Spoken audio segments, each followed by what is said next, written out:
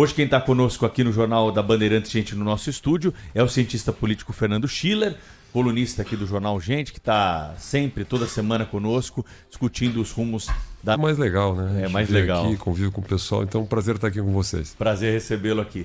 O Schiller, claro que a gente quer ouvir a sua opinião aí, as suas apurações sobre a PEC, que está na Câmara, passou no Senado e vai trazer auxílio para muitos dos brasileiros aí que estão numa situação difícil nesse momento. Você imagina que a PEC vai caminhar rapidamente na Câmara também? Vamos encontrar algum tipo de resistência? É o texto ideal? Precisávamos de alguma outra alternativa? Quais são as suas considerações aí? Olha, Pedro, tem para tudo que é gosto, né? O relator é o deputado Danilo Forte, da União Brasil. Eu acho que o prazo é 2 semanas, né? Você vai ter discussão na comissão agora essa semana e votação no plenário na outra semana. Ninguém duvide da patrola do deputado Arthur Lira, que funciona, a gente vai contra. Só o senador José Serra, aqui de São Paulo, votou contra, né? E fez um argumento muito forte pela responsabilidade fiscal, a favor da regra do teto e tal. Mas o fato é que é 99%, 98% a favor da PEC, chamada PEC das bondades, né? Então, quando chega na Câmara, chega com muita força. Mas, obviamente, a oposição começa a fazer conta, né, Pedro? E a oposição fica nervosa quando a gente vê assim, o próprio presidente Lula deu a senha, disse, olha, isso é eleitoreiro, quer comprar o eleitor, quer comprar os mais pobres. Por quê? Porque tanto a oposição como o governo tem aquela memória do auge do auxílio emergencial. Quando teve o auge do auxílio emergencial, o presidente Bolsonaro teve melhor avaliação, né? E a melhor avaliação do governo toda da história do Brasil, em que a pobreza extrema mais caiu. É claro que caiu artificialmente, porque as pessoas passaram a ganhar. Naquela época foi indiscriminado aquele auxílio de R$600. Essa vez, obviamente, é mais limitado, mas nós estamos falando de 20 milhões, arredondando aqui 20 milhões de beneficiários. Então a oposição está nervosa com esse negócio. Ninguém votou contra. Lá estava o senador Randolfo Rodrigues, Alessandro Vieira, a bancada do PT, o senador Paim e tal. Todo mundo votou a favor. Porque cá entre nós, quem é que vai votar contra, né? Só o Serra que não vai ser candidato, né? O Serra não vai ser candidato e não está preocupado, né? Agora, quem é que vai votar contra? Quem é que é candidato agora, ou tem candidatura majoritária em outubro agora, vai dizer, eu sou contra aumentar R$200 o Auxílio Brasil, eu sou contra o auxílio taxista. Quantos taxistas tem no Brasil? Aliás, o taxista é um auxílio para compra de combustível, né? Ficaram fora os motoristas de aplicativo. Interessante isso. A ideia era que eles entrassem, acabaram ficando de fora. Agora já há um estudo, uma negociação para que eles sejam incluídos novamente. De qualquer maneira, no fundo é o seguinte, quem é que tem lobby em Brasília para fazer essas coisas funcionarem? Os caminhoneiros, está destinado lá 5 bilhões para o auxílio caminhoneiro, 5 bilhões, chama auxílio diesel, né? Então aí seria de R$1.000 por mês. Imagina o seguinte, vamos lá, o caminhoneiro que está nos escutando aqui, R$1.000 por mês até o final do ano para compra de diesel. E não precisa, Pedro, não precisa justificar, não precisa mostrar a notinha que comprou diesel, nada. Só ganha os R$1.000. A PEC, aliás, o texto fala até 1.200. Né? Aí vai ser uma questão de regulamentação posterior. Né? Dobra o Vale Gás, né? E você tem um Auxílio Brasil que vai até o final do ano, até o dia 31 de dezembro, R$600. Vamos lá, né? O país começou, o governo atual, era R$190 a média do Bolsa Família. R$190. Foi para 400, agora vai para 600. O que eu tenho dito assim, imagina o próximo presidente entrando, seja Lula, seja Bolsonaro, não importa. A primeira coisa vai ser baixar para 400 de novo. Então você já entra o governo. Aliás, muitos economistas, eu tenho conversado com muita gente, dizem assim, bom, será que depois de concedidos esses benefícios todos, será que vai retroagir vai para trás de novo? Então acho que essa é a primeira pergunta. Por isso que fala da bomba fiscal, né? Bomba fiscal, porque bom, a gente está dando 600, vai passar para 400 de novo? Será que o Lula, quando entrar, ou o próprio Bolsonaro no eventual segundo mandato, vai dizer assim, bom, tudo bem, baixa para 400, não vai haver pressão no Congresso, não vai haver o argumento, bom, tem folga de caixa, esse dinheiro já está aí, puxa, vamos manter os R$600. Então, acho que são questões que são colocadas hoje.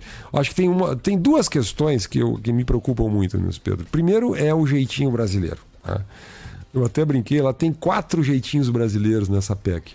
Vamos ver se o nosso ouvinte aqui adivinha quais são os 4 jeitinhos brasileiros. Tem o jeitinho da regra do teto. Nós driblamos a regra do teto. A regra do teto diz não pode ter essa despesa, o teto de gasto está fixado, o orçamento está feito, eu teria que diminuir o gasto em outra área para colocar esses 41 bilhões, que ninguém diminuiu. O Congresso brasileiro, vamos deixar claro aqui, ele sabe criar despesa, dar benefício, mas cortar não sabe. Não tem esse botão de cortar, não tem lá em Brasília. Né? Corta aí, corta onde? Não tem onde cortar. Podia botar a PEC dos penduricalhos, não botaram. Podia fazer alguma coisa da reforma administrativa para os atuais servidores, ninguém fez nada. Podia cortar alguma coisa, ninguém cortou nada. A gente fez a capitalização da Eletrobras. Aliás, uma das fontes desses 41 bilhões é o dinheiro que vem da privatização, na verdade, a capitalização da Eletrobras. Daí fica a pergunta, vou lançar a pergunta aqui. Será que a gente não está vendendo os móveis da casa? A Eletrobras é um patrimônio, era um patrimônio estatal. A gente está vendendo os móveis da casa para um programa que é totalmente temporário. Nós vamos torrar, na verdade, 41 bilhões. Nós vamos torrar basicamente tudo que o país ganhou com a capitalização da Eletrobras. Isso ou dividendos da Petrobras. Enfim, pela lógica que o Brasil definiu lá na PEC, quando fez o teto de gastos, esse dinheiro era para bater a dívida pública. Era para melhorar, digamos, a trajetória fiscal do país, para o país ter mais credibilidade internacional, para cair o risco Brasil, para manter a inflação sob controle, ou seja, para a estabilidade macroeconômica do país. Isso que era o objetivo, não era gastar o dinheiro. Né? Óbvio que a gente, quando escuta o ministro Paulo Guedes, ele, como um bom professor, explica tudo. Né? Essa história de encaixar a PEC na PEC dos biocombustíveis para dar celeridade, Schiller, é viável? É totalmente viável. Já foi anunciado sexta-feira pelo Arthur Lira. É a maneira de viabilizar. Né? A maneira de viabilizar, eu acho coerente até, acho correto, digamos assim, né? Mas tem o jeitinho brasileiro da PEC do teto, então nós vamos tirar do teto. Tem o jeitinho brasileiro da regra eleitoral, que diz que não pode criar vantagem. O país definiu que não pode gerar vantagem em ano eleitoral. Imagina se vira moda isso aí. Porque vamos brincar um pouquinho, vou usar uma palavra forte, que é o golpe perfeito, né? O governo disse assim, vamos dizer que eles não fossem aumentar para 600, fossem aumentar para 800. Quero dar R$800. O governo, assim, há 3 meses das eleições. Bem, das 800, a oposição vai ter que votar a favor, como é que vai votar contra? Então nós estamos criando no Brasil uma lógica em que tudo pode acontecer. Certo? Foi para isso que se fez a regra de que não pode dar benefício em ano eleitoral. Né? Agora vamos dar 5 bilhões para os caminhoneiros. Nada contra os caminhoneiros, mas vão dar R$1.000 para cada caminhoneiro. Quanto é que isso reverte em apoio para o governo? E aqui eu não estou sendo a favor nem contra o governo, estou sendo objetivamente falando. Né? Então acho que essas são questões. O outro jeitinho brasileiro é a tal do estado de emergência. Pedro aqui que estudou direito, quer dizer, estado de emergência é uma coisa muito específica, situações de guerra, desastres naturais, etc. Se a gente agora começar a dar jeitinho no estado, não tem estado de emergência no Brasil, alguém vai dizer, claro, professor Fernando, tem fome, tem gente nos viadutos. Bom, isso é um problema estrutural brasileiro. A economia está voltando a crescer, a inflação está começando uma trajetória de declínio. Né? Nós estamos criando emprego no Brasil, nós criamos mais de 1 milhão de empregos esse ano no Brasil. Então não tem estado de emergência.